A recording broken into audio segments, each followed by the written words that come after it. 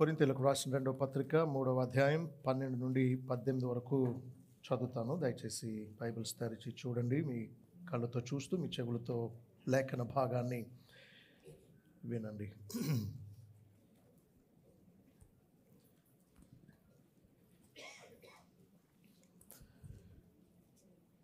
తగ్గిపోవచ్చున్న మహిమ యొక్క అంతమును ఇశ్రాయేలీయులు తేరి చూడకున్నట్లు మోషే తన ముఖం మీద ముసుగు వేసుకొనెను.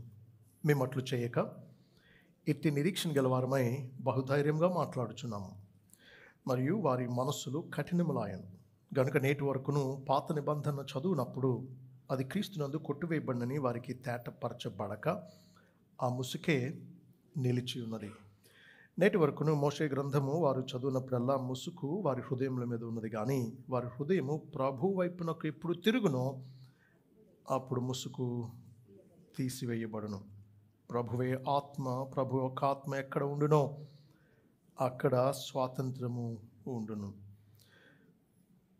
మనమందరము ముసుకులేని ముఖముతో ప్రభు యొక్క మహిమను అద్దము వలె ప్రతిఫలింపజేయచ్చు, మహిమ నుండి అధిక మహిమను పొందొచ్చు. ప్రభువు ఆత్మ చేత ఆ పోలికగానే మార్చబడుచున్నాం.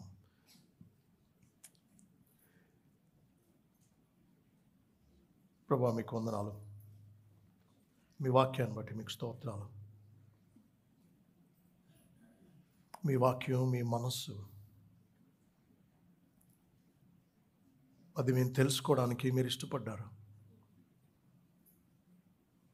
మీ చిత్తాన్ని, మీ మనస్సును మీ వాక్యంలో మీరు మాకు ప్రత్యక్షపరుస్తూ ఉన్నారు. అందుకే మీకు స్తోత్రాలు. దీన హృదయంతో, భయభక్తులతో మీ వాక్యాన్ని నిశ్శబ్దంగా మేము ధ్యానించాలని ఆశిస్తున్నాం. బోధింపబడుతుండగా విని గ్రహించి మేలు పొందే కృప అనుగ్రహించండి. నాతో మాట్లాడి మమ్మల్ని మీ కుమారుని స్వరూపంలోనికి మరొక మెట్టు మీరు తీసుకుని వెళ్ళవలసిందని యేసు నామములో వేడుకుంటున్నాం తండ్రి. ఆమేన్.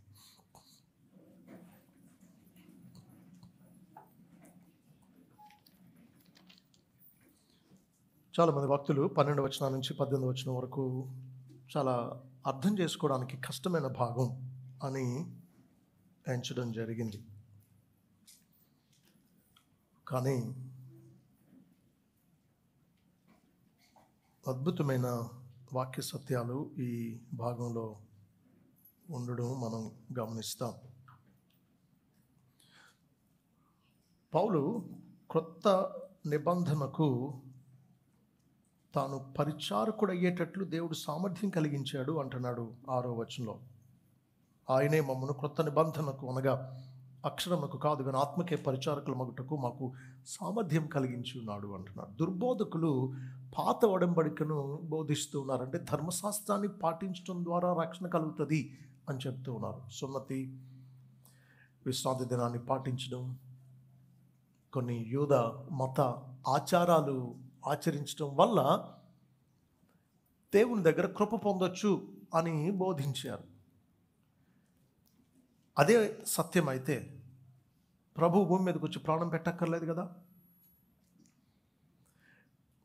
పాత నిబంధనను ఇచ్చిన దేవుడే క్రొత్త నిబంధనను కూడా ఇచ్చాడు. ఎందుకు ఇచ్చాడు?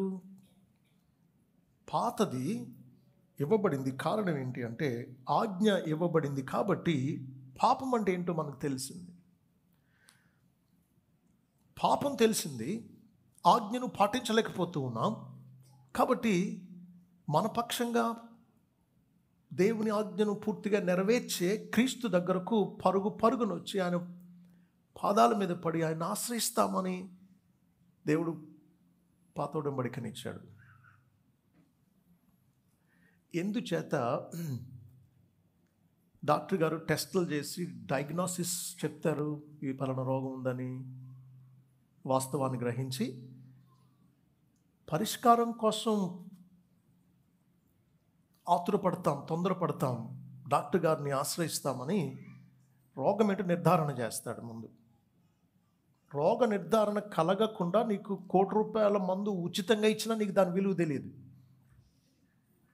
కానీ రోగం ఎంత భయంకరమైందో, దానికి ఒకే మందు అన్న సంగతి నీకు అర్థమైతే దాన్ని ₹1,00,00,000 కొని తెచ్చుకుంటావు. పాత నిబంధన మనకు ఇవ్వబడింది క్రీస్తు దగ్గరకు బాలశిక్షకుడుగా మనల్ని తేవడానికి. అదే మనం గలతీ 3:24 చూసాం. కాబట్టి మనం విశ్వాస మూలంలో నీతిమంతులు మనం తీర్చబడినట్టు క్రీస్తు వద్దకు మనం నడిపించుటకు ధర్మశాస్త్రం మనకు బాలశిక్షకుడు ఆయను. క్రీస్తు దగ్గరకు నడిపించడానికే ధర్మశాస్త్రం ఇవ్వబడింది. ధర్మశాస్త్రాన్ని క్రీస్తుకు దూరంగా వారేదో పాటించాలని ప్రయత్నిస్తూ ఉన్నారు ఇప్పటికీ చాలామంది. నిజానికి ప్రపంచంలో ఉండే మతాలన్నీ వర్క్స్ బేస్డ్ రిలీజియన్స్, అంటే క్రియల మీద ఆధారపడి మోక్షం చేరాలి అని ప్రయత్నించే మతాలు. క్రీస్తు మార్గం ఒక్కటే విశ్వాసం ద్వారా పరలోకం చేరడానికి దేవుడు పెట్టిన మార్గం. ఇది విశ్వాసం అయితే ఇది క్రియలు. మిగతా మతాలన్నీ క్రియలు. యేసుక్రీస్తు మార్గం ఒక్కటే విశ్వాసం. ఈ విశ్వాసం దేని మీద? దేవుని క్రియ మీద. క్రియలు నమ్ముకునే వాళ్ళు తమ క్రియలు నమ్ముకుంటున్నారు. విశ్వాసం ఉంచే మనం క్రీస్తు చేసిన క్రియ మీద నమ్మకం ఉంచుతూ ఉన్నాం. అందుచేత క్రైస్తవ్యంలోనికి కూడా చాలా శాఖలు వచ్చేసినాయి. వాటిలో ఈ క్రియలను చొప్పించడం మనం చూస్తూ ఉన్నాం. అందుకనే కొన్ని శాఖల్లో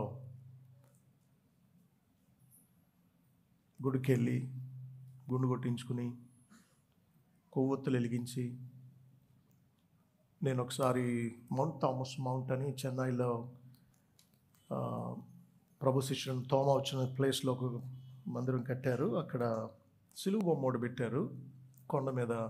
దాని చుట్టూరు తిరుగుతూ ఉంటారు. మీరు ఇప్పటికీ చూస్తే సిలువ చుట్టూ తిరగమని ఎవరు చెప్పారు? మొక్కుబడి చేసుకుంటారు. నేను నెల్లాళ్ళు ఈ కొండ ఎక్కి వచ్చి ఒక 10 సార్లు లేదా 20 సార్లు తిరుగుతాను అని. ఎవరిని ఉద్ధరించినట్టు? దేవుడు చెప్పాడు అలా చేయమని. అంటే శత్రువు దేవుని క్రియ మీద విశ్వాసం ఉంచి దేవుని కృప ద్వారా రక్షింపబడే ఆ సత్యాన్ని ఎలా వక్రీకరించాడు అంటే, దేవుని పేరటే ఏవో క్రియలు చేయడం ద్వారా దేవుని సంతోషపెట్టవచ్చు, ఏవో క్రియలు చేయడం ద్వారా దేవుని కృప పొందొచ్చు అని భ్రమపరిచాడు ప్రజల్ని. సో దేవుని పేరటే ఇవన్నీ చేస్తూ దేవునికి దూరం అవుతూ ఉన్నారు చాలామంది. అందుకే పౌలు క్రొత్త నిబంధన ఎంత శ్రేష్టమైందో, నిజమైన సువార్త ప్రకటించేవాడు క్రొత్త నిబంధనకే పరిచారకుడు అన్న సంగతి స్థాపిస్తూ ఉన్నాడు. పాత నిబంధన కంటే లేదా పాత ఒడంబడిక కంటే క్రొత్త ఒడంబడిక ఎంత శ్రేష్టమైందో అవి చెబుతూ, అక్షరం చంపుతుంది కానీ ఆత్మ జీవింపచేస్తుంది అన్నాడు. అంటే అక్షరం చంపడం అంటే అర్థం ఆజ్ఞలను నువ్వు మేరడం ద్వారా నువ్వు మరణానికి గురవుతావు. కానీ పాప మరణాల నియమం నుండి యేసుక్రీస్తు నందలి ఆత్మ యొక్క జీవమిచ్చే నియమం ద్వారా దేవుడు మనల్ని విడిపించాడని చూసాం రోమా 8:2. కాబట్టి మనల్ని జీవింపచేస్తుంది క్రొత్త నిబంధన. అంతేకాదు పాత నిబంధన మనకు నీతిని ఆజ్ఞాపిస్తే, క్రొత్తది మనకు నీతిని అనుగ్రహిస్తూ ఉంది, నీతికి కారణమైంది. అంతేకాదు పాతది తొలగిపోయేది, తగ్గిపోయే మహిమ కలిగింది. కానీ క్రొత్త నిబంధన, క్రొత్త ఒడంబడిక, క్రీస్తు రక్తంతో చేసిన ఈ నిబంధన స్థిరమైంది. కాబట్టి ఎవరు సువార్త ప్రకటించినా ప్రకటించేదేంటి? క్రియలు కాదు.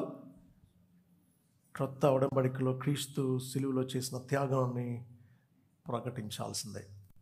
ఏ సువార్తికుడైనా ప్రకటించాల్సింది క్రీస్తును అని చేసిన సిలువ బలియాగాన్ని. అదే సత్యం.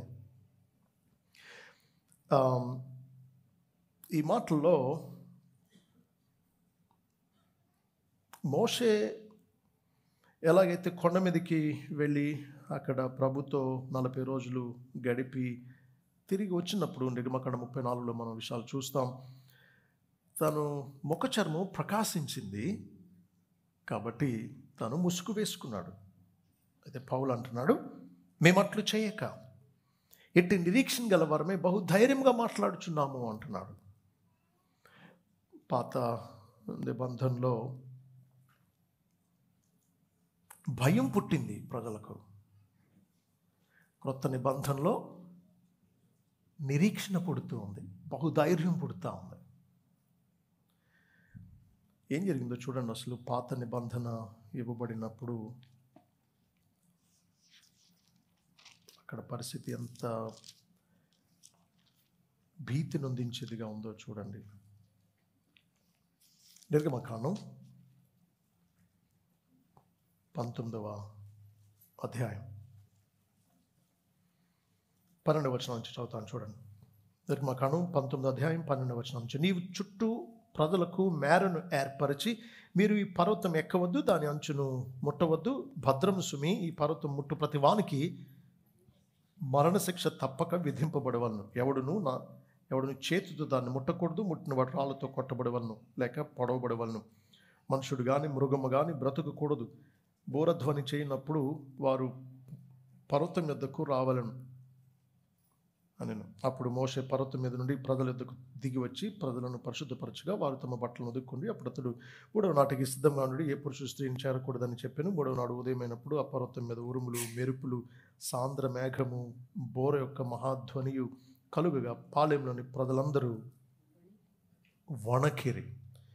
దేవుని ఎదుర్కొంటకు మోషే పాలెంలో నుండి ప్రజలను అవతలకు రప్పింపగా వారు పర్వతము దిగువను నిలిచారు. యెహోవా అగ్నితో సీనాయి పర్వతం మీదకి దిగి వచ్చినందున అదంతయు ధూమమయమై ఉండేను. దాని ధూమము కొలిమి ధూమము వలె లేచెను. పర్వతం అంతయు మిక్కిలి కంపించెను. ఊహించండి ఒకసారి,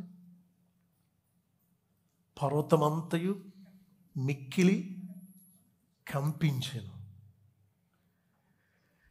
దేవుడు అగ్నితో సినాయి పర్వతం మీదకి దిగి రావడం, అదంతా ధూమమయమై ఉండడం, ప్రజలు వణుకుతూ ఉన్నారు. పర్వతం మిక్కిలి కంపిస్తూ ఉంది.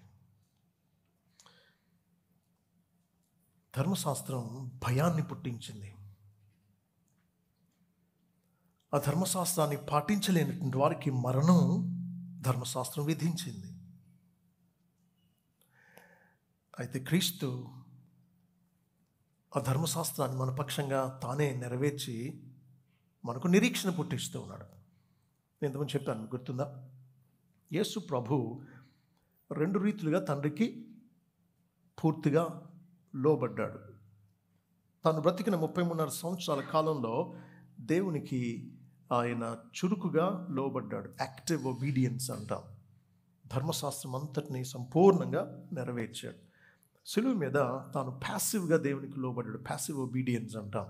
అంటే తాను భరించడం ద్వారా సిలువలో దేవుని ఉగ్రతను మన పక్షంగా దేవునికి సంపూర్ణంగా లోబడ్డాడు. కాబట్టి క్రీస్తు విధేయత ద్వారా మనకు నిరీక్షణ కలుగుతుంది. మనమైతే నెరవేర్చలేం దేవుని నీతిని.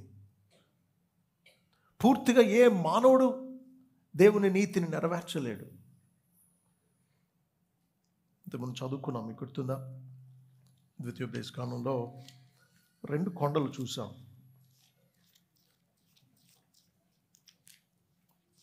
ద్వితీయోపదేశకాండం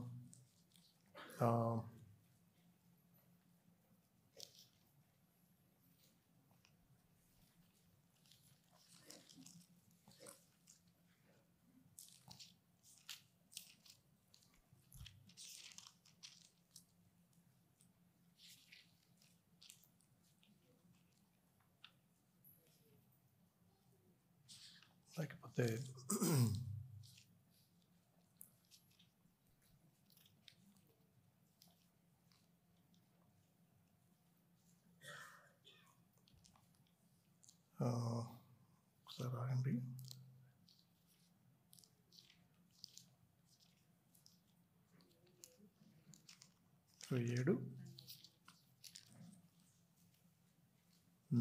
27వ అధ్యాయం 11 నుంచి చదువుతాను చూడండి. ఆ దినమందే మోషే ప్రజలకు ఆజ్ఞాపించింది ఏమనగా, మీరు యోర్దాను దాటిన తరువాత షిమ్యోను, లేవి, యూదా, ఇస్సాకారు, యోసేపు, బెన్యామీను గోత్రముల వారు ప్రజలను గూర్చి దీవెన వచనం చదువుటకై పలుకుటకై గెరిజీము కొండ మీద నిలువలను. రూబేను, గాదు, ఆషేరు, జబులును, దాను, నఫ్తాలి గోత్రముల వారు శాపవచనం పలుకుటకై ఏబాలు కొండ మీద నిలువవలెను. ఇశ్రాయేలు గోత్రాన్ని 6గురినేమో గెరిజీము కొండ మీద నిలబడి దేవునికి లోబడితే ఎటువంటి ఆశీర్వాదాలు కలుగుతాయో ప్రకటించమన్నాడు. ఏబాలు కొండ మీద మరొక 6 గోత్రాల వారిని నిలబడి, పెద్దలు నిలబడి దేవుని వాక్యానికి అవిధేయత చూపిస్తే కలిగే శాపవచనాన్ని పలకమన్నాడు. మనది ఏ కొండ? మన విధేయులమా అవిధేయులమా? పుట్టినప్పటి నుంచి మన పాపాన్ని బట్టి మన దేవునికి వ్యతిరేకంగా తిరుగుబాటు చేసిన అవిధేయులం. కాబట్టి మనకు ఏబాలు కొండే తగినటువంటిది. మరి శాపం పోయి ఆశీర్వాదం ఎలా కలుగుతుంది? అవిధేయతను బట్టేమో శాపం కలిగింది. లోబడకపోవడం వల్ల ఆశీర్వాదాన్ని కోల్పోయాం. ఆలోచించండి, ఆశీర్వాదాన్ని లోబడనందువల్ల కోల్పోయాం. ఆయన వద్దన్నది చేయడం ద్వారా అవిధేయత వల్ల శాపాన్ని తెచ్చుకున్నాం. కాబట్టి క్రీస్తు ఏం చేయాలో తెలుసా? మన అవిధేయతను బట్టి వచ్చిన శాపాన్ని ఏమో భరించాలి, మనం కోల్పోయిన ఆశీర్వాదాన్ని తాను విధేయత చూపించి మనకు సంపాదించాలి. ఈ రెండూ చేశాడు ప్రభు. కాబట్టి క్రీస్తు మనకు చాలినవాడు. ఎవరు మన శాపాన్ని భరించలేదు, మనకి బదులు విధేయతను చూపించి మనకు ఆశీర్వాదాన్ని తేలా, క్రీస్తు తప్ప. ఆశీర్వాదాన్ని కోల్పోయి శాపాన్ని సమకూర్చుకున్నాం. అలాంటిది శాపాన్ని తాను భరించి మనం చూపించలేని విధేయతను తాను సంపూర్ణంగా మన పక్షంగా ఆయన నెరవేర్చి బాప్తిసం తీసుకునేటప్పుడు ఏమన్నాడు? బాప్తిసం ఇచ్చి యోహాను, నీకేంటి, నేనివ్వడం ఏంటి, వద్దు అన్నాడు. నిజమే, ప్రభు బాప్తిసం తీసుకోక్కర్లే. బాప్తిసం మారు మనసు నిమిత్తమైన బాప్తిసం. ప్రభుకు మారు మనసు పొందనక్కర్లేదే, కానీ నీతి నిమిత్తం ఇలా జరగని అన్నాడు. మనకు మాదిరిగా ఉండడం కోసం మన పక్షంగా తాను బాప్తిసం తీసుకున్నాడు. మన నిమిత్తం తాను ధర్మశాస్త్రానికి విధేయుడయ్యాడు. అందుకే మనకు శాపం పోయింది, ఆశీర్వాదానికి వారసులం అయ్యాం. కాబట్టి ఇప్పుడు అందరూ బోధించవలసింది సువార్తను, అందరూ నమ్మవలసింది యేసుక్రీస్తు సువార్తను. అంతేగాని ఇక క్రియలు, ధర్మశాస్త్ర సంబంధమైన బాహ్య మానవ ఆచారబద్ధమైనటువంటి మతపరమైన కొన్ని ఆజ్ఞలు, ఆచారాలు పాటించడం వల్ల క్రొత్త నిబంధన విశ్వాసులకు ఏమీ ప్రయోజనం లేదు. కాబట్టి కేవలం క్రీస్తు అందరి విశ్వాసం ద్వారా కృపచేత మాత్రమే మనం రక్షింపబడుతూ ఉన్నాం. కాబట్టి పాతది భయం పుట్టించింది. ఎందుకు? అవిధేయులకు శాపం.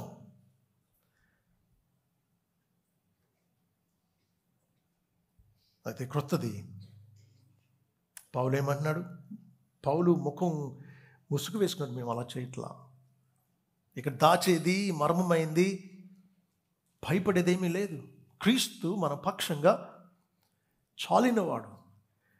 ఆయనను ప్రకటించడానికి ఇట్టి నిరీక్షణ గలవారమే బహు ధైర్యంతో మాట్లాడుచున్నాము అంటున్నాడు. కాబట్టి సువార్తను బహు ధైర్యంగా మనం ప్రకటించవచ్చు. ఎందుకంటే మనకు నిరీక్షణ కలిగింది. యేసు క్రీస్తు మన పక్షంగా, మనకు బదులుగా తాను సిలువ ఎక్కాడు. కీలకమైన వచనం 2 కొరింథీ 5:21 మనం చూడబోతున్నాం కొద్ది వారాల్లో. అంటాడు, ఎందుకనగా మనం ఆయన యందు దేవుని నీతి అగునట్లు ఆయన మన కోసము పాపముగా చేయబడింది. ఆయన మన కోసం పాపంగా చేయబడ్డాడు. కాబట్టి మనం దేవుని నీతిగా చేయబడుతూ ఉన్నాం. ఈ నిరీక్షణ ధైర్యాన్ని పుట్టిస్తూ ఉంది. నిరీక్షణ గురించి క్రొత్త నిబంధనలో చాలా చోట్ల మనం చూస్తాం. హెబ్రీ 6:17, 18, 19 వచనాలు నిరీక్షణ మన ఆత్మకు లంగరు వలె ఉంది అంటున్నాడు. మేము అండమాన్ వెళ్ళినప్పుడు చూసాం, అక్కడ ఓడలకు వాడే లంగర్లు అసలు చాలా బరువైనటువంటి ఇనుముతో చేసిన లంగర్ను పెద్ద పెద్ద గొలుసులతో కిందకి దింపుతారు.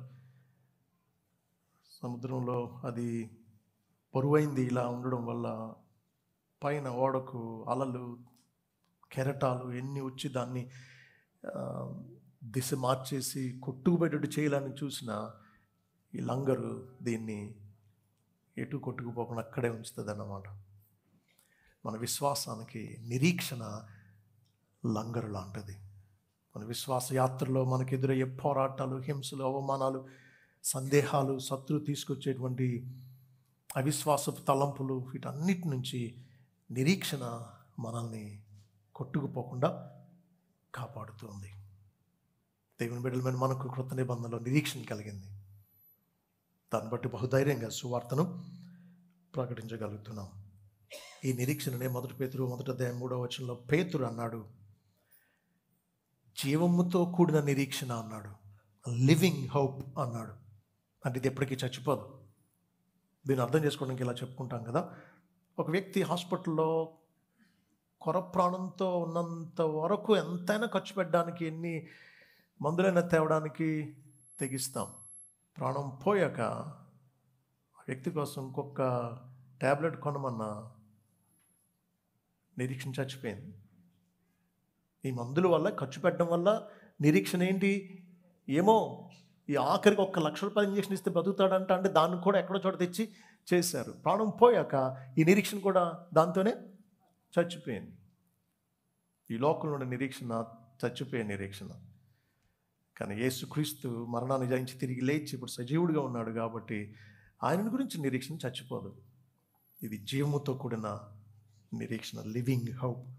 దేవుని బిడ్డలమైన మనకు కృత నిబంధన ద్వారా దేవుడు నిరీక్షణ అనుగ్రహించాడు. నిరీక్షణ ధైర్యాన్ని, ఆనందాన్ని పుట్టిస్తూ ఉంది. అంతేకాదు, ఈ నూతన నిబంధన క్రీస్తునందు కొట్టువేయబడి దాని ద్వారా ఇశ్రాయేలీయులు పాత నిబంధన ద్వారా రక్షణ పొందాలనుకునే వారికి ఉండే ముసుగు తొలగింపబడుతూ ఉంది. 14-15 చూడండి. మరియు వారి మనసులు కఠినములాయను గనుక నేటి వరకు పాత నిబంధన చదువునప్పుడు అది క్రీస్తునందు కొట్టువేయబడినని వారికి తేటపరచబడక ఆ ముసుకే నిలిచి ఉన్నది.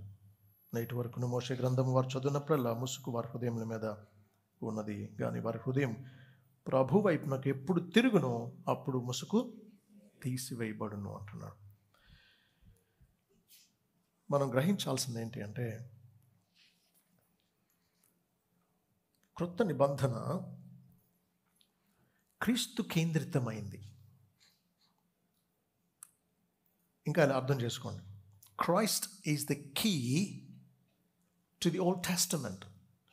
పాత నిబంధనను అర్థం చేసుకోవడానికి తాళపు చెవి లాంటి వాడు యేసు ప్రభు. ఎంత పెద్ద బిల్డింగ్ అయినా తాళం వేసేస్తే లోపలికి వెళ్ళలేవు, ఏమీ చూడలేవు. లోపల తాళం ఉంటే లోపలంతా చూడవచ్చు. అలాగా పాత నిబంధనను అర్థం చేసుకోవాలి అంటే క్రీస్తును అర్థం చేసుకోవాలి. ఇంకా చెప్పాలంటే విలియం హెన్రిక్సన్ అనేటువంటి భక్తుడు అన్నాడు, ది ఓల్డ్ కాదు, the new in the old contained the new in the old contained the old in the new explained అని. అంటే అర్థం ఏంటి అంటే, క్రొత్త నిబంధన పాత నిబంధనలో ఇమిడి ఉంది. ప్రభు వచ్చి శిలువలో ప్రాణం పెట్టి పాపాలకు పరిహారం చేయడం, దేవుని దగ్గరకు ఇక తెర లేకుండా అతి పరిశుద్ధ స్థలంలోనికి మనం ఆయన కృపాసింహాసనం దగ్గరకు నేరుగా ప్రవేశించే ఆధిక్యత రావడం కోసం దేవుడు పాత నిబంధనలోనే ఈ సూచనలు పెడుతూ వచ్చాడు. బలులు అన్నీ కూడా 1400 సంవత్సరాలు బలులు అర్పించారు. కొన్ని కోట్ల ఎడ్లు, గొర్రెలు వధింపబడ్డాయి. ఇవన్నీ క్రొత్త నిబంధనను బాణం గుర్తులాగా సూచించేవే. ఇదిగో ఆయనకు మేము గుర్తు, లోక పాపం మోసుకొని పోవు దేవుని గొర్రె పిల్లగా రాబోతున్న ఆయనకు మేము ముంగుర్తు అని సూచించాయి. కాబట్టి కొత్తది పాత దాంట్లోనే ఏమిడి ఉంది. ఇక ఇప్పుడు పాతది అర్థం చేసుకోవాలంటే క్రొత్త దాని ద్వారానే అర్థం చేసుకోగలం. ఓహో, ఈ బలులు అందుకా దేవుడు ఇచ్చింది, ఈ ఆహార నియమాలు ఇచ్చింది ఇశ్రాయేలులను ధర్మశాస్త్రం ఇచ్చి వారిని ప్రత్యేకంగా ఉంచడం కోసం, మిగతా అన్ని జనాంగాలతో కలుషితం కాకుండా ఉండడం కోసమా వారికి ఇలా ఇచ్చింది? రక్షకుడు రావడం కోసం.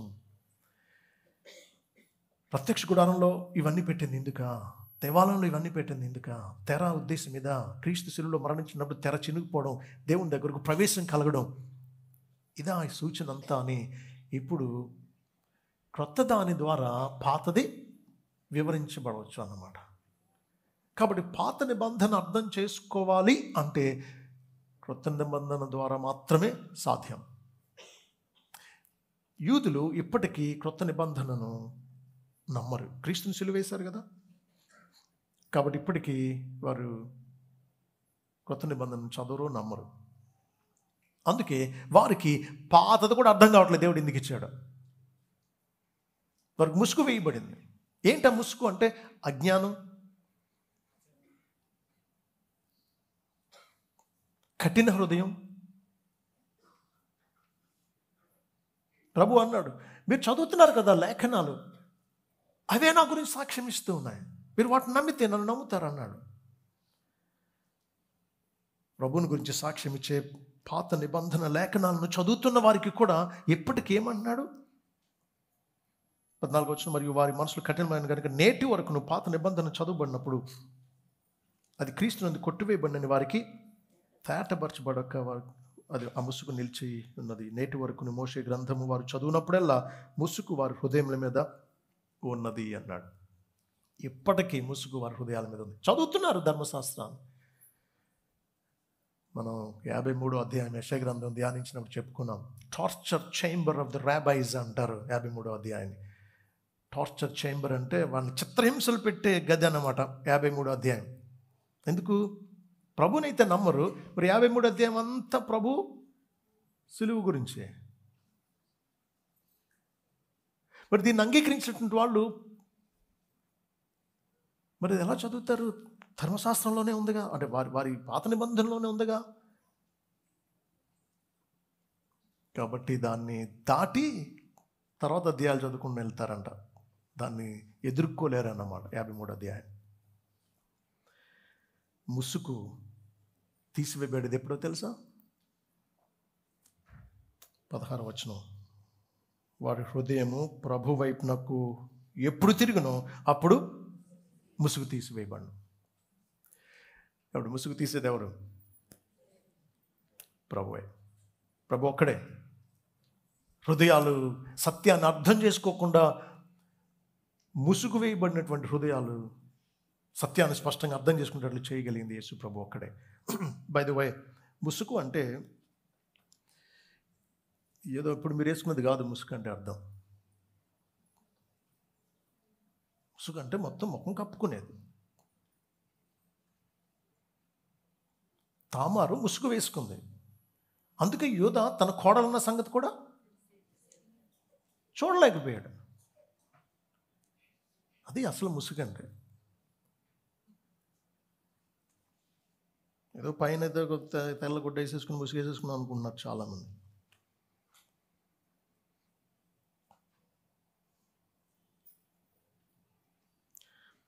ముసుగంతా పోయి స్పష్టంగా చూడగలిగేది, సత్యాన్ని తెలుసుకోగలిగేది ప్రభు వైపు తిరిగినప్పుడే.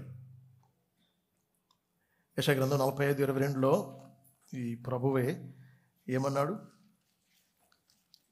భూదిగంత నివాసులారా,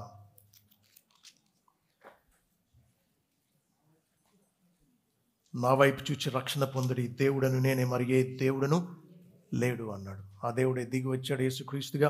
సిలువలో వేలాడుతూ ఉంటే ప్రక్కన బందిపోటు దొంగ మొదట్లో ప్రభుని దూషించిన తర్వాత మార్పు చెంది ఆయనను చూచి, యేసు నీవు నీ రాజ్యంతో వచ్చినప్పుడు నన్ను జ్ఞాపకం చేసుకో అని అడిగాడు. ఆయనను చూడడంలో విశ్వాసపు చూపు ఉంది అక్కడ. ఆయన వైపు తిరగడంలో.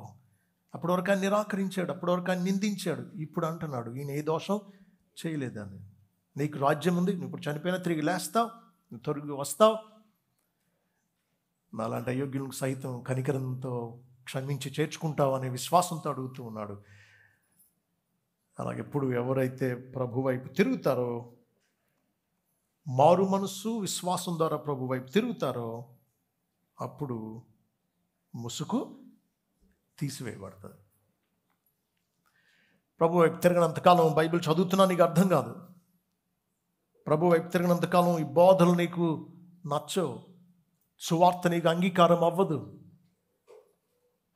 నశించిన వారికి సిలువకు వచ్చిన వార్త వెర్రితనం అంట. అరే, రక్షణార్థమైన సిలువకు వచ్చిన వార్త ఒక వ్యక్తికి వెర్రితనంగా ఉంది అంటే ముసుగు వేయబడి ఉంది కదా. మనం తర్వాత చదవబోతున్న 4వ వచనంలో యుగ సంబంధమైన దేవత అవిశ్వాసులైన వారి మనోనేత్రాలకు గుడ్డితనం కలుగు చేసింది.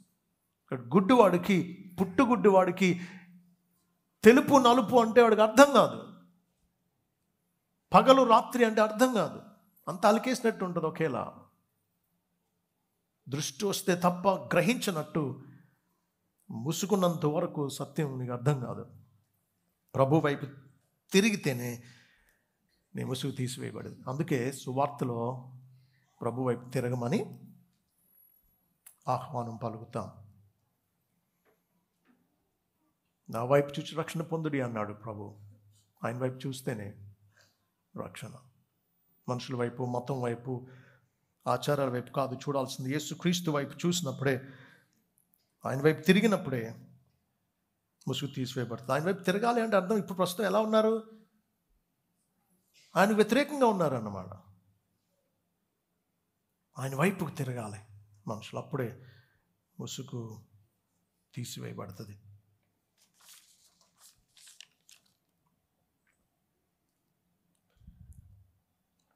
ఆ తర్వాత అంటున్నాడు, ముసుగు తీసివేయబడితే ఏమవుతుందంటే ప్రభువే ఆత్మ. ప్రభు యొక్క ఆత్మ ఎక్కడ ఉండునో అక్కడ స్వాతంత్రము ఉండును అంటున్నాడు.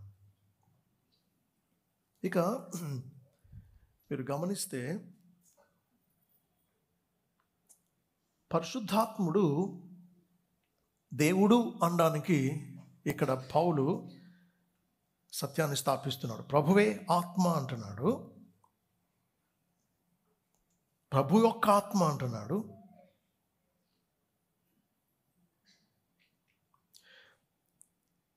తండ్రి కుమారుడు ఎలా ఏకమై ఉన్నారో కుమారుడు ఆత్మ కూడా ఏకమై ఉన్నారు. అందుకే ప్రభువే ఆత్మ అంటున్నాడు, ప్రభు యొక్క ఆత్మ అంటున్నాడు. రోమా 8:9 ఏమన్నాడు? క్రీస్తు ఆత్మ లేనివాడు క్రీస్తువాడు కాడు అన్నాడు. సో దేవుని ఆత్మను రోమా 8:9 పౌలు ఏం రాశాడు? క్రీస్తు ఆత్మ అంటున్నాడు. కాబట్టి పరిశుద్ధాత్ముడు దేవుని ఆత్మగా, క్రీస్తు ఆత్మగా పిలువబడుతూ ఉన్నాడు. మనం నమ్మిన దేవుడు త్రియేకుడు, తండ్రి, కుమార, పరిశుద్ధాత్ముడు అయి ఉన్న ఒకే దేవుడు. పరిశుద్ధాత్ముడు మనల్ని స్వతంత్రులుగా చేస్తాడు. ప్రభు యొక్క ఆత్మ ఎక్కడ ఉండునో అక్కడ స్వాతంత్ర్యం ఉండును అంటున్నాడు. ఈ స్వాతంత్రం వేటి నుండి ప్రభువు మనల్ని వేటి నుంచి విడిపిస్తాడు? మనల్ని సాతాను నుండి విడిపిస్తాడు. హెబ్రీ 2:14-15 వచనాల ప్రకారం అపవాది మరణం యొక్క బలం గలవాలని మరణం చేత నశింపజేయడానికి ఆయన రక్తమాంసంలో పాలుపడయ్యాడు. సాతాను నుంచి విడిపిస్తాడు. రోమా 8:15 ప్రకారం మనల్ని భయాన్ని నుంచి విడిపిస్తాడు. రోమా 6:2 ప్రకారం మనల్ని పాపాన్ని నుంచి విడిపిస్తాడు. రోమా 8:2 ప్రకారం మరణాన్ని నుంచి విడిపిస్తాడు, స్వాతంత్రాన్ని ఇస్తాడు. రోమా 7:1-6 వచనంలో ధర్మశాస్త్రం యొక్క బానిసత్వం నుంచి మనల్ని స్వతంత్రులుగా చేస్తాడు. కాబట్టి ముసుగు తీసివేయబడి మనం ఉండే బానిసత్వం నుంచి, అజ్ఞానం నుంచి, చీకటి నుంచి విడుదల పొందుతాం, స్వతంత్రులం అవుతాం. అంటే ప్రభు దగ్గరకు రాని వాళ్ళందరూ ఎవరన్నమాట? బందీలు అన్నమాట, బానిసలు అన్నమాట. ముసుగు, బానిసత్వం, చీకటి, అజ్ఞానం ఇవన్నీ ఉన్నాయి. అదే ప్రభు వైపు తిరిగినప్పుడు స్వాతంత్రం కలుగుతూ ఉంది. ప్రభు మనల్ని ఈ అవివేక పరిస్థితి అంతటి నుంచి మనల్ని స్వతంత్రులుగా చేస్తూ ఉన్నాడు. అందుకే కదా ప్రభు తానే అన్నాడు యోహాను సువార్త 5వ అధ్యాయంలో, యోహాను సువార్త 5:24 అన్నాడు, నా మాట విని నన్ను పంపిన వారిని విశ్వాసం ఉంచేవాడు నిత్య జీవము గలవాడు, వాడు తీర్పులోనికి రాక మరణములో నుండి జీవములోనికి దాటి ఉన్నాడని మీతో నిశ్చయముగా చెప్పుచున్నాను.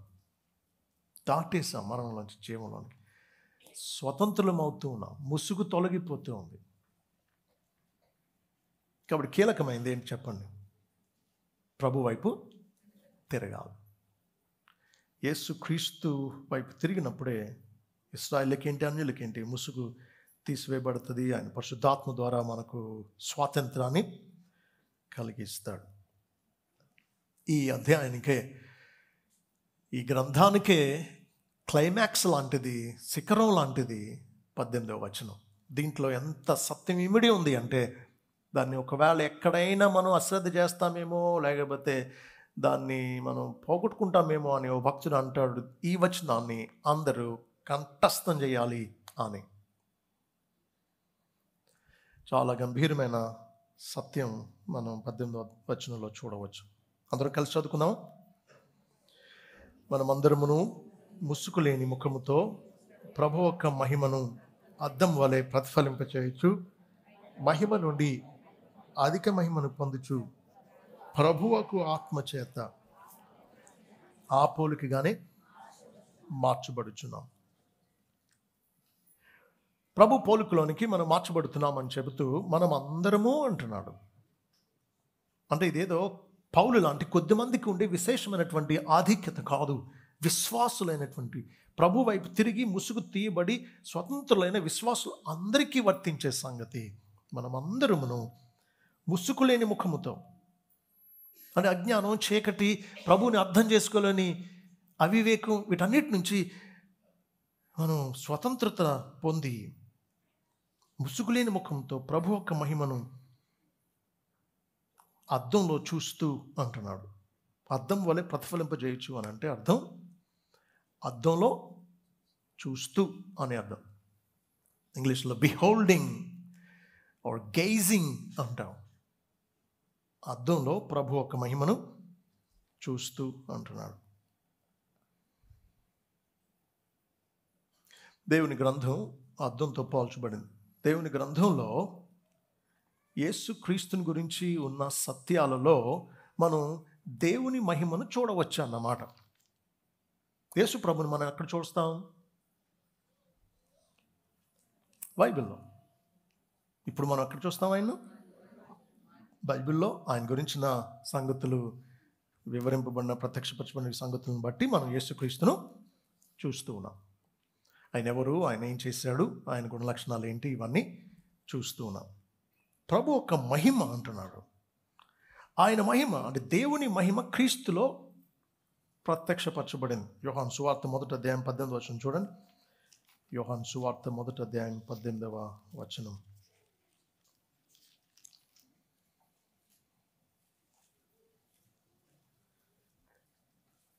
ఎవడైనాను ఎప్పుడైనాను దేవుని చూడలేదు, తండ్రి రొమ్మున అద్వితీయ కుమారుడే ఆయనను బయలుపరిచెను. సో తండ్రిని బయలుపరిచింది, తండ్రిని లోకానికి చూపించింది యేసుక్రీస్తు. ఆయన అన్నాడు 14వ అధ్యాయంలో యోహాను సువార్తలో, ఫిలిప్ వచ్చి అన్నాడు, ప్రభు తండ్రిని చూపించి అదే మాకు చాలు అంటే, ప్రభు అన్నాడు, ఎంతకాలం నాతో ఉండి ఇంకా నువ్వు తండ్రిని చూపించమని ఎలా అడుగుతున్నావు? నన్ను చూచినవాడు తండ్రిని చూచినవాడే అన్నాడు. నేను తండ్రి ఏకమై ఉన్నాము అన్నాడు. కాబట్టి తండ్రిని బయలుపరిచింది యేసుక్రీస్తు. ఇంకా చెప్పుకోవాలంటే దేవుడు ఎలాంటి వాడో తెలియడానికి ఆయన నరుడుగా ఈ లోకానికి వచ్చాడు. యేసుక్రీస్తుని చూస్తే దేవుని చూసినట్లే.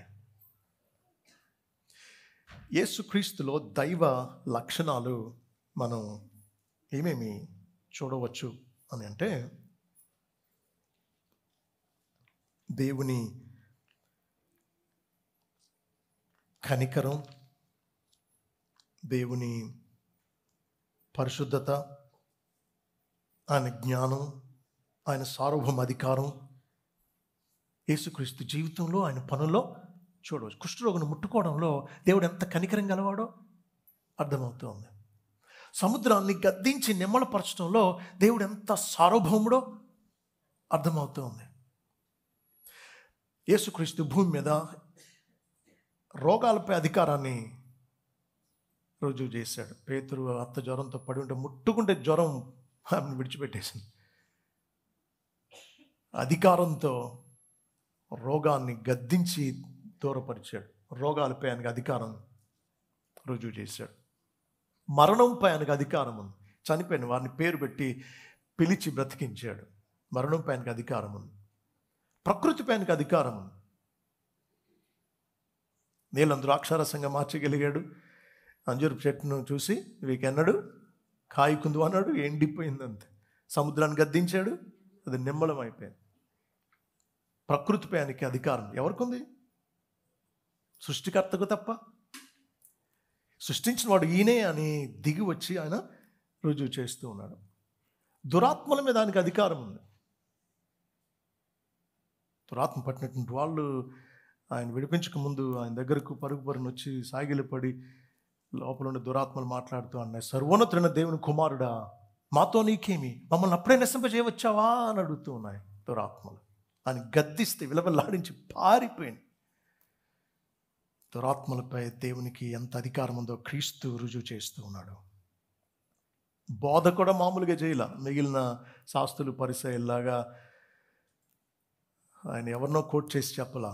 నేను మీతో చెప్పినదేమనగా అని అధికారంతో బోధించి, మానవుడు ఎలా బ్రతకాలో అధికారంతో శాసించే సార్వభౌమత్వం దేవునిది యేసుక్రీస్తులో లోకానికి తాను చూపిస్తున్నాడు. కాబట్టి యేసుక్రీస్తుని చూస్తే దేవుడు ఎలాంటి వాడు, ఎంత పరిశుద్ధుడు, మానవుల పట్ల ఎంత త్యాగం చేయగలిగిన ప్రేమస్వరూపం, ఎటువంటి నీతి న్యాయాలు కలిగినటువంటి వాడు, ఎటువంటి అధికారం, ఎటువంటి ప్రభావం, ఎటువంటి శక్తి సామర్థ్యాలు కలిగినటువంటి వాడో, ఎటువంటి జ్ఞానం కలిగిన వాడో రుజువు అవుతాం. కాబట్టి గమనించండి,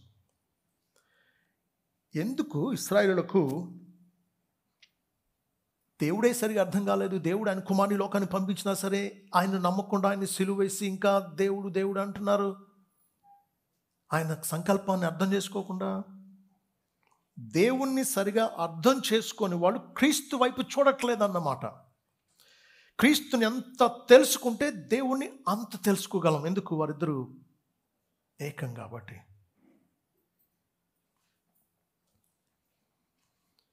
Christ is the key to the Old Testament. Christ is the key to the Old Testament. క్రీస్తుని అర్థం చేసుకునే వాళ్ళు దేవుడిచ్చిన ధర్మశాస్త్రాన్ని అర్థం చేసుకోలేరు. పాత ఒడంబడికను అర్థం చేసుకోలేరు, క్రొత్త ఒడంబడికను అర్థం చేసుకోలేరు. క్రీస్తును అర్థం చేసుకోకపోతే క్రీస్తు వైపు తిరిగినప్పుడే ముసుగు తొలగిపోయేది. సరే, మనమందరం ముసుగు లేని ముఖంతో ప్రభు ఒక మహిమను అద్దం వలె చూస్తూ మహిమ నుండి అధిక మహిమను పొందుచు ప్రభువుగా ఆత్మచేత ఆ పోలికగానే మార్చబడుచున్నాము అంటున్నాడు. కాబట్టి క్రొత్త ఒడంబడిక మార్పు తెచ్చేది. ఏం చేసేది? మార్పు తెచ్చేది. ఈ మార్పు బయటకు కనిపించే అంతరంగంలో జరిగేది. లోపల జరుగుతుంది మార్పు. దీన్ని బట్టి ప్రవర్తనలో కూడా మార్పు వస్తుంది. ఇది ఒక క్షణంలో జరిగేది కాదు, క్రమేణా జరుగుతుంది. అందుకే చూడండి, ప్రజెంట్ కంటిన్యూస్ టెన్స్ వాడుతున్నాడు. ప్రభు ఒక ఆత్మ చేత ఆ పోలికగానే మార్చబడితిమి అని పాస్ట్ టెన్స్ వాడట్లేదు, మార్చబడుదుము అని ఫ్యూచర్ టెన్స్ వాడట్లేదు, మార్చబడుచూ ఉన్నాము అని ప్రజెంట్ కంటిన్యూస్ టెన్స్ వాడుతూ ఉన్నాడు. కాబట్టి ముసుగు తొలగిపోయిన, అంటే ప్రభు వైపు తిరగడం వల్ల ముసుగు తొలగిపోయి స్వాతంత్రం కలిగినటువంటి ప్రభు మహిమను, దేవుని మహిమను క్రీస్తులో చూస్తున్నటువంటి వారు క్రీస్తు రూపంలోనికి పరిశుద్ధాత్మ ద్వారా మార్చబడుతూ ఉన్నారన్నమాట. ఇది క్రమేణా జరిగే ప్రక్రియ. ఆశ్చర్యం ఏంటంటే దేవుని నమ్మిన వాళ్ళందరూ క్రీస్తు రూపంలోనికి మార్చబడుతూ ఉన్నాం. ఇప్పుడు ఇక్కడే దేవుడు మనల్ని మరింతగా క్రీస్తు పోలికలోనికి మారుస్తూ ఉన్న పనిలో ఉన్నాడు ఆయన. ఇప్పుడు ఇక్కడే మనం ప్రభు యొక్క రూపంలోనికి మార్చబడే ప్రక్రియలో ఉన్నాం. మీకు ప్రశ్న, దేవుడు మనల్ని రక్షించడానికి జగత్తు పునాది ముందే సంకల్పించాడు, మనల్ని ఎన్నుకున్నాడు. మన కోసం క్రీస్తును వధింపబడిన గొర్రె పిల్లగా జగత్తు పునాది ముందే ఏర్పరిచాడు. ఓకే, సో రక్షించి ఏం చేద్దామని ఆయన అంతిమ లక్ష్యం ఏంటి? What is the goal of salvation? What is god's goal in saving us? మనల్ని రక్షించడంలో దేవుని గురి, దేవుని అంతిమంగా ఏం చేయాలని?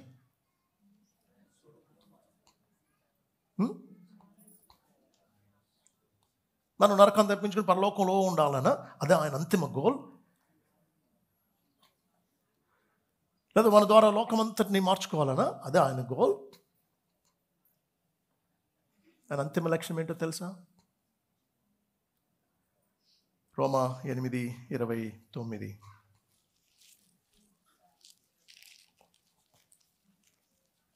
రోమా 8:29 అంటున్నాడు, ఎందుకనగా తన కుమారుడు అనేక సహోదరుడు జ్యేష్ఠుడగునట్లు దేవుడు ఎవరిని ముందు ఎరిగెనో, జాగ్రత్త వినండి, వారు తన కుమారునితో సారూప్యం గలవారొగుటకు వారిని ముందుగా నిర్ణయించును. ఎవరిని ముందుగా నిర్ణయించిన వారిని పిలిచిన, ఎవరిని పిలిచిన వారిని నీతిమంతులుగా తీర్చిన, ఎవరిని నీతిమంతులుగా తీర్చిన వారిని మహిమపరిచాను.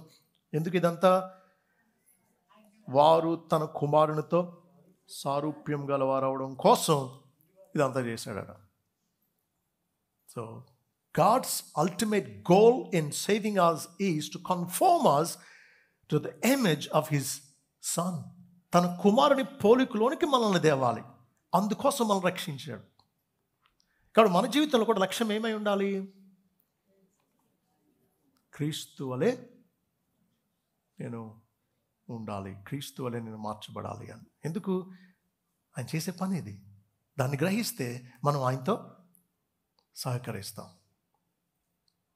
పెద్ద బండ ఉంది, మార్బుల్ రాళ్ళు వెళ్తూ ఉంటాయి, పెద్ద పెద్ద స్టోన్స్ తీసుకెళ్తూ ఉంటారు కదా లారీల్లో, చలువరాతివి.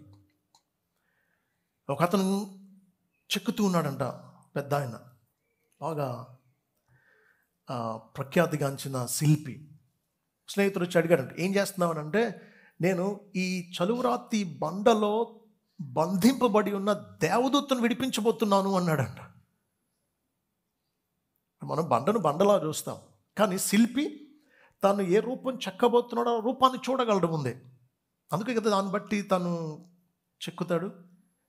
సో మనం ఎందుకు పనికిరాని బండలు లాంటి వాళ్ళు, రాళ్ళ లాంటి వాళ్ళు, మనలో నుంచి దేవుడు చెక్కుతూ ఉన్నాడు క్రీస్తు స్వరూపంలోనికి మనల్ని.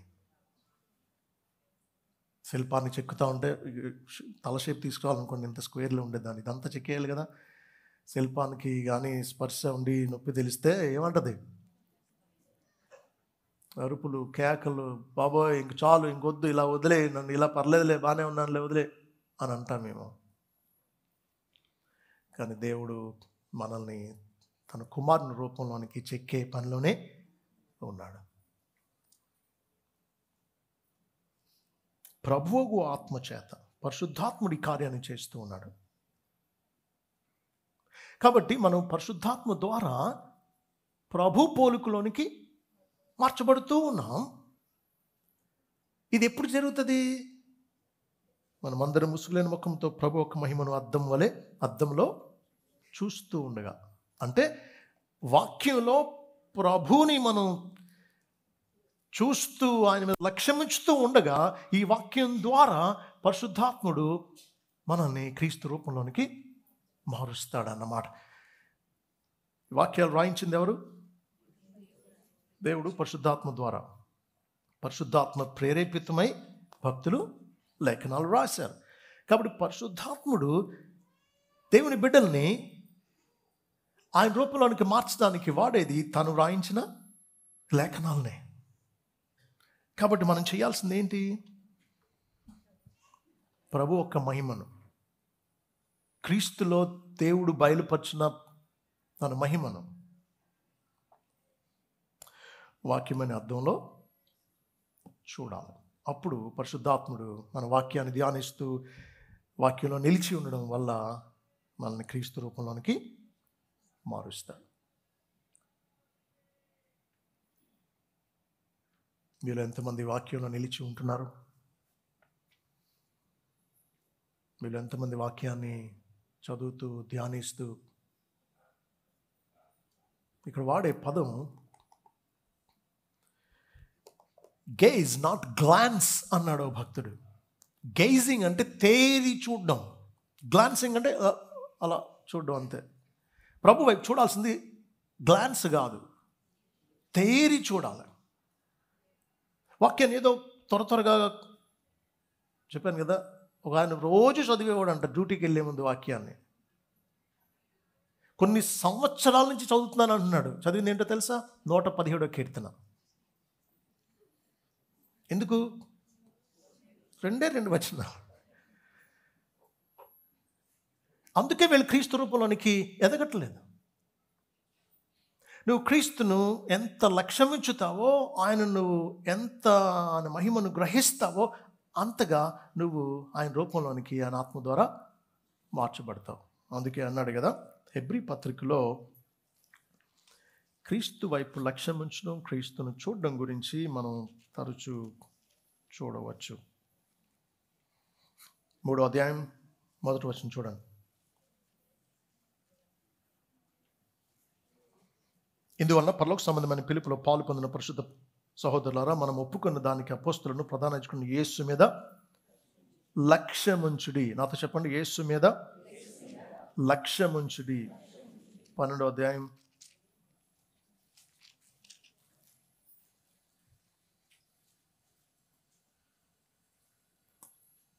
1-2 వచనాలు కలిసి చదువుతున్నాను. ఇంత గొప్ప సాక్షి సమూహం మేఘం వలె మనల్ని ఆవరించినందు మనం కూడా ప్రతి భారమును సులువుగా చుక్కలు పెట్టి పాపను విడిచిపెట్టి విశ్వాసమునకు కర్తయు దాన్ని కొనసాగించువాడని యేసు వైపు చూచుచు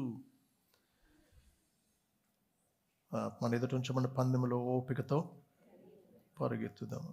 3వ వచనం అన్నాడు, మీరు అలసటపడక మీ ప్రాణములు విసుకొక ఉండినట్టు పాపాత్మ తను వ్యతిరేకంగా చేసిన తిరస్కారం అంతా ఓర్చుకున్న ఆయనను తలంచుకొనుడి. ప్రభువును తలంచుకుంటూ ప్రభు వైపు చూస్తూ ఆయన వైపు లక్ష్యం ఉంచడం వల్లే మనం ఆయన రూపంలోనికి మార్చబడతాం. నిజానికి మీరు దేన్ని ఎక్కువసేపు అలా చూస్తూ ఉంటే దానికి లాగా మీలో మార్పులు వచ్చేస్తాయి. మీరు ఎవరిని ఎక్కువ చూస్తూ ఉన్నా వారికిలా ఉండాలనుకుంటారు. మీకు తెలియకుండానే వారి ప్రవర్తన, వారి అలవాట్లు, వారి వేష భాషలు అన్నీ మీకు అలవాటు అవుతాయి. ప్రభు వైపు తేరి చూడడం వల్ల మనం ఆయన రూపంలోనికి మార్చబడతాం. కాబట్టి క్రైస్తవ జీవితం యొక్క సారాంశం ఏంటి అంటే, క్రీస్తుకు కట్టుబడి ఉండి, క్రీస్తును ప్రేమిస్తూ, క్రీస్తుకు లొంగిపోయి ఆయనను లక్ష్యం ఉంచడమే క్రైస్తవ్యం అంటే. వేరేది లేదు. పరిశుద్ధాత్మను చేసే పని కూడా అదే. క్రీస్తు వైపుకు మనల్ని ఆకర్షిస్తాడు, క్రీస్తు వైపుకు మనల్ని ఒప్పిస్తాడు. ప్రభు అన్నాడు యోహాను సువార్త 16వ అధ్యాయంలో, పరిశుద్ధాత్ముడు నాలోవి తీసుకుని మీకు బోధించును, కాబట్టి నన్ను మహిమపరచును అన్నాడు. త్రియేకుడు చేసిన కార్యంలో తండ్రి కుమారుని పంపించాడు, కుమారుడు వచ్చి రక్షణ కార్యాన్ని నెరవేర్చాడు. ఇప్పుడు పరిశుద్ధాత్ముడు వచ్చి ఆయన వైపు తిప్పుకోడు ప్రజల్ని, క్రీస్తు వైపు తిప్పుతాడు. ఆయన ద్వారా త్రియేకుడైన దేవుడు చేసిన సంకల్పం, మానవులను తనతో సమాధానపరుచుకునే సంకల్పాన్ని నెరవేర్చుకుంటాడు. కాబట్టి ప్రభువు ఆత్మే ప్రభు వైపు తిరిగినటువంటి వారికి ముసుగు తొలగించి వారికి స్వాతంత్రాన్ని ఇచ్చి ప్రభు రూపంలోనికి మారుస్తూ ఉన్నాడు. చాలామంది తెలియక పరిశుద్ధాత్మ పరిశుద్ధాత్మ పరిశుద్ధాత్మ, ఆయన వైపు ఆయన త్రిప్పుకోడు. ఆయన చేసే పనే క్రీస్తు వైపుకు మనల్ని త్రిప్పి ఆయన రూపంలోనికి మనల్ని మారుస్తూ ఉండడం. క్రీస్తు వైపు చూద్దాం, క్రీస్తు కేంద్రితంగా జీవిద్దాం. The secret of Christian holiness is occupation with Christ, not with self or others. మన వైపు ఇతరుల వైపు చూడడం కాదు, క్రీస్తు వైపు చూడడం వల్లే క్రైస్తవ పరిశుద్ధత ఒక రహస్యం ఉంది అంటాడు ఓ భక్తుడు. క్రీస్తుని ఎంత లక్ష్యమించుతావో అంత నీతిగా నువ్వు చేయబడతావు. Growing close to Christ produces a growing Christ likeness. క్రీస్తుకు ఎంత దగ్గర అవుతావో నువ్వు అంతగా ఆయనను పోలి ఉంటావు. కాబట్టి ఇతరులు ప్రభుని తెలుసుకోవడానికి నువ్వు సులువు చేస్తావట. ఒక భక్తుడు అంటాడు, the Christian is a person who makes it easy for others to believe in God. దేవుని విశ్వాసం ఉంచడానికి క్రైస్తవుడు ఇతరులకు సులువు చేసే వ్యక్తి అంట. ఎందుకు? క్రీస్తును పోలి ఉన్నాడు. నిజానికి అంత్యోక్యలో విశ్వాసులను క్రైస్తవులు అన్నారు మొదట. ఎందుకో తెలుసా? వారు క్రీస్తులా ఉన్నారు కాబట్టి. స్టెఫెన్ ఏం చేశాడు? ప్రభు సిలువ మీద వేలాడుతూ తను సిలువ వేసే వారి గురించి ఎలా మొరపెట్టాడో స్టెఫెన్ కూడా అలాగే మొరపెడుతున్నాడు. తండ్రి వీరేం చేసిన వీరిని క్షమించమని అన్నాడే, అలాగా స్టెఫెన్ కూడా దేవా ఈ పాపం వీరి మీద మోపొద్దు అన్నాడు. తండ్రి మహిమను చూస్తున్నాడు. తండ్రి కుడిపార్శ్వన నిలబడిన క్రీస్తుని చూస్తూ ఉన్నాడు స్టెఫెన్. ఆయన చూస్తూ ఉండగా స్టెఫెన్లో క్రీస్తు పోలిక వస్తుంది. క్రీస్తులా ప్రార్థిస్తున్నాడు, క్రీస్తులా క్షమిస్తూ ఉన్నాడు తనను చంపేవారిని సైతం. క్రీస్తులా దేవునికి తన ఆత్మను అప్పగించుకున్నాడు. అపోస్తలుల కార్యాలు 7వ అధ్యాయం లాస్ట్ వచనాల మీద చూస్తే, క్రీస్తుని తేరి చూస్తే ఆయనను పోలి జీవిస్తాం.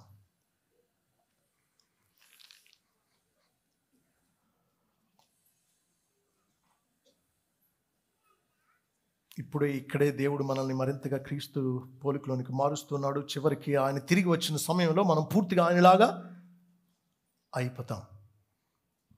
తెలుసా మీకు ఆ సంగతి? చూడండి, 1 యోహాను 3:2.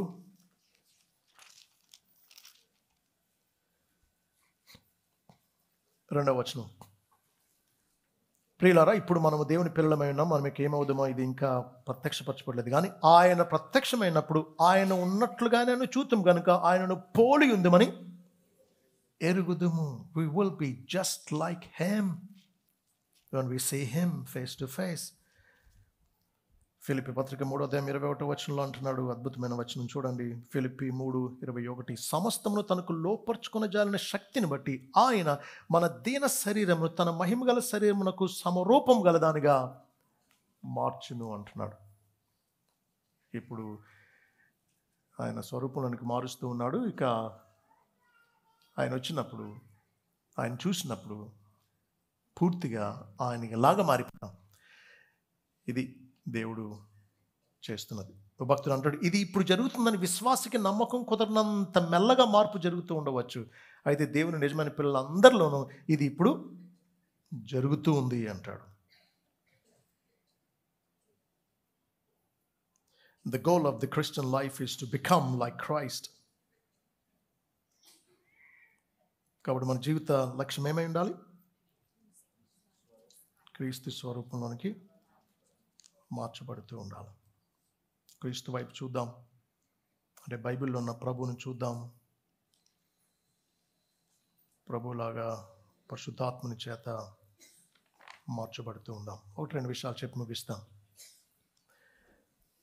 ఒక ఆయన ఇంటికి వస్తా దూర ప్రాంతానికి వెళ్ళాను కదా, భార్యకి ఏదైనా తీసుకెళ్దామని ఒక గిఫ్ట్ కొనుక్కుని వెళ్ళాడు. అదేంటంటే చీకట్లో ప్రకాశిస్తుంది అని తెచ్చాడంట. ఇక అలాగా అని చెప్పి అది అక్కడ పెట్టి లైట్ ఆపిందంట, ఎలగట్లేదంట. ఇద్దరు అనుకున్నారంట అక్కడ మోసం చేశాడు మనల్ని అని. తీరా ప్యాకెట్ మీద చూస్తే దాని మీద ఉందట, if you want me to shine in the night keep me in the light అని. నేను రాత్రిపూట ప్రకాశించాలి అంటే నన్ను వెలుగులో ఉంచు అన్నాడు అని ఉందట దాని మీద, ఫ్రెంచ్ భాషలో. వాళ్ళకి తెలియక ఎవరన్నా ఫ్రెంచ్ వచ్చినటువంటి వాళ్ళని చదివి చెప్పమంటే చెప్పారు. అప్పుడు అర్థమైందంట, లైట్ వేస్తే ఇది వెలుగుతుందంట. మనంగా ప్రకాశించలేము. మనకు నీతి, ప్రేమ, జాలి, క్షమ, గుణం ఇవి లేవు. స్వార్థం, కఠినత్వం, దుర్మార్గత తప్ప. కానీ క్రీస్తుని చూస్తూ ఆయన ద్వారా మాత్రమే మనం ప్రకాశించగలం ఈ లోకంలో. క్రీస్తుని బట్టి మాత్రమే మనలో మార్పు సాధ్యం. శత్రువుని కూడా క్షమించగలం. అపకారం చేసిన వారిని సైతం క్షమించగలం క్రీస్తుని బట్టి. చీకట్లో మనం ప్రకాశించలేము ప్రభువుకు దూరంగా, ప్రభు వైపు చూడకపోతే. స్నేహితులు,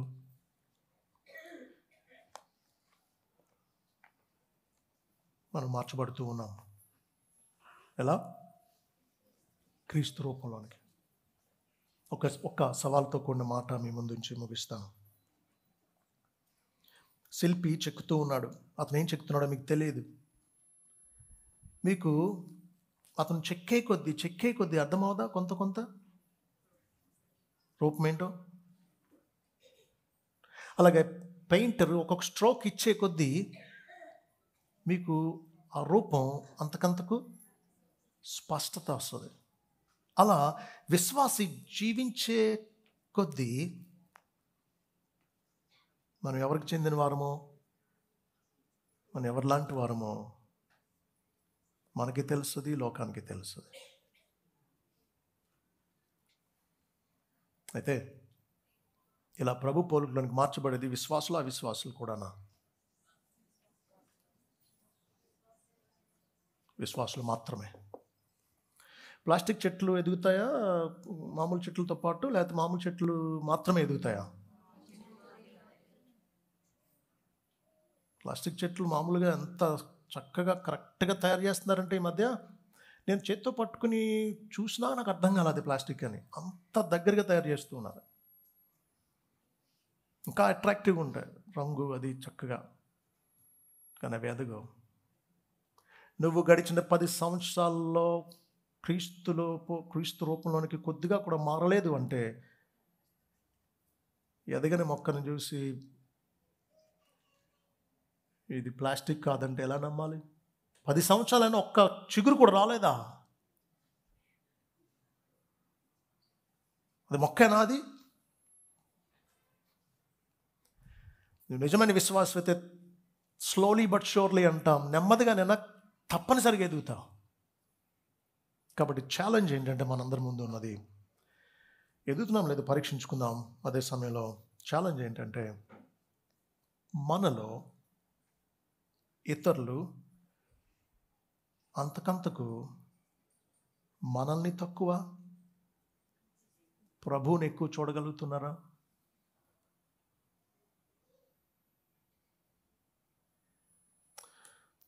ఆత్మీయ జీవితంలో పరిపక్వత అనేది ఎలా కొలుచుకోవాలో తెలుసా? నువ్వెంత క్రీస్తును పోలి ఉన్నావన్న దాన్ని బట్టే. నీకంత తెలుసు అనే దాన్ని బట్టి కాదు. నువ్వెన్ని సంఘాలు కట్టావు, లేకపోతే ఎంత గొప్ప బోధకుడు, ఎంత ప్రఖ్యాతిగాంచినవాడు అన్నది కాదు. Spiritual maturity is measured by your likeness to Christ. క్రీస్తు యొక్క రూపంలో ఎంతవరకు నువ్వు ఎదిగావన్నది నీ ఎదుగుదల కొలవబడేది. క్రీస్తు రూపంలో నువ్వు ఎదగకుండా నువ్వు ఎంత చేసినా, ఎంత సాధించినా జీరో అన్నమాట. నువ్వు ప్లాస్టిక్ మొక్కవేమో అసలు ఎదగకపోతే. పరిశుద్ధాత్ముడికి అప్పగించుకుందాం మనల్ని మనం. ఆయన వాక్యంలో ఆయన మహిమను తేరి చూద్దాం. ఆయన వైపు మనం తేరి చూసే కొద్దీ మనం ఆయన రూపంలోనికి మార్చబడుతూ ఉంటాం. రేపు ప్రభుతో పాటు ఉన్నప్పుడు ప్రభులాగా ఉండబోతూ ఉన్నాం. అది మనల్ని ఉద్వేగానికి గురి చేయాలి. ప్రార్థన చేసుకుందాం. ప్రభా, మీకు స్తోత్రాలు.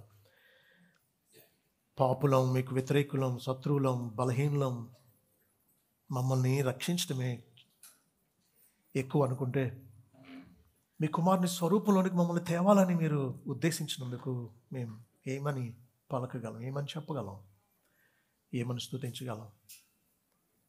మీ కుమారులా మేము ఉండాలా? అదే మీ ఉద్దేశం? మీ రాజ్యంలో మేము అందరం ఆయనను పోలి ఉంటామా? మీ మహిమ గల శరీరానికి సమరూపం గల దానిగా మా దీన శరీరాలను మారుస్తారా?